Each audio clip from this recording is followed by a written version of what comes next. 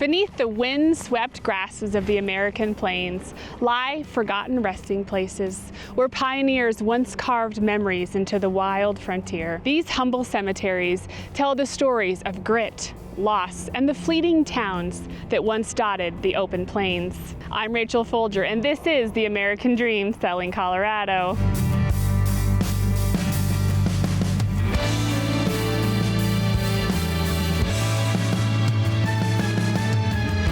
Today we are in Erie, Colorado at Mount Pleasant, or the Erie Cemetery. And Mount Pleasant is one of the very few remaining prairie cemeteries across the United States.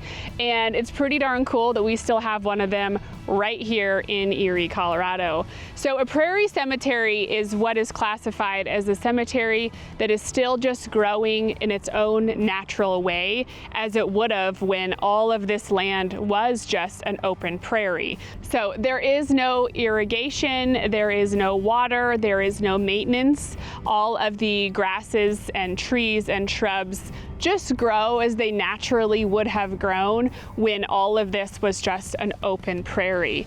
And so as you take a look around here, you will see a large variety of natural flowers and grasses and plants and trees, and they just are allowed to grow and do their own thing.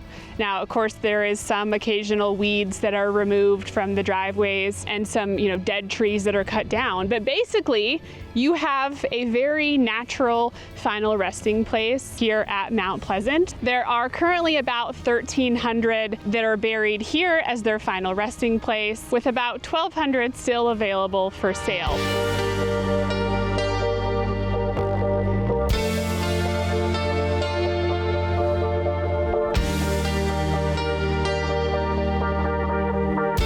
Over here on the west side hill of the cemetery here, and it has been noted that there are hundreds more buried here in unmarked graves on the west side.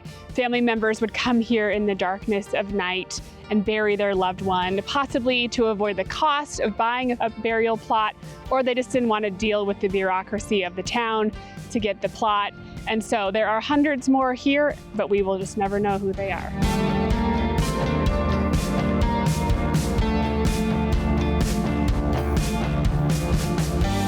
It has often been questioned about why Mount Pleasant is located where it is located.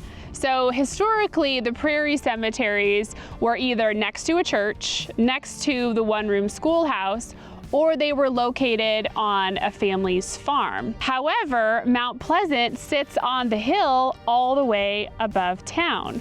So to learn a little bit about why it's located where it is, let's take a little history lesson into the original layout of the town of Erie.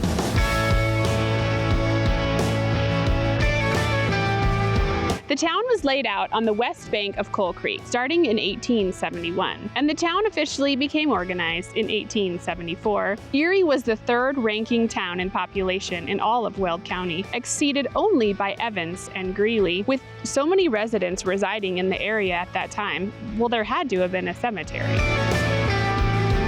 According to the Greeley Sun newspaper, Erie was underwater.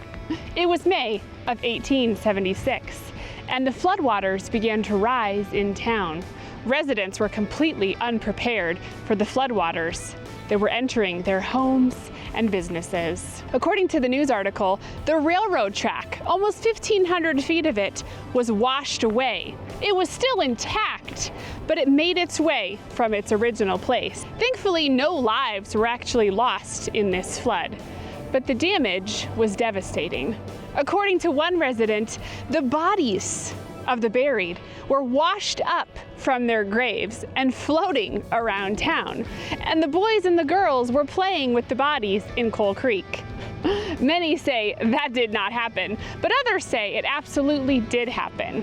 It's a mystery that we will never know. But it does make sense that if that happened, the cemetery had to be moved to much higher ground. Hence, here at the original location was technically never recorded, and it is unknown, but we have a pretty good guess of where it was in Old Town. So let's go take a look.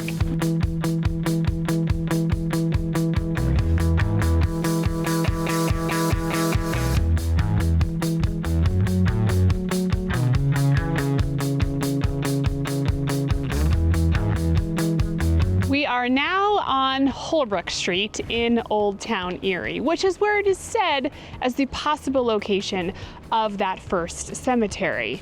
Now, behind me here is the United Methodist Church, which was built by Richard Van Wackenberg, who was the founder of our town. He was a Methodist circuit riding preacher. And before he built this church in the 1880s, he held the church services in the basement of his home, which was located a little bit further down Holbrook Street. So, was the cemetery located next to the church or next to his house? That we will never know. But maybe those floating bodies were going right here down this street.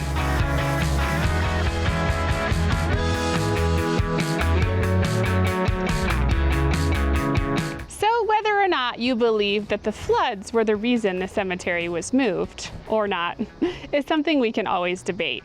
But what we can agree upon is that the Prairie Cemetery is a beautiful piece of the American West and pays homage to the pioneer spirit. I'm Rachel Folger, and this is The American Dream, Selling Colorado. See you next time.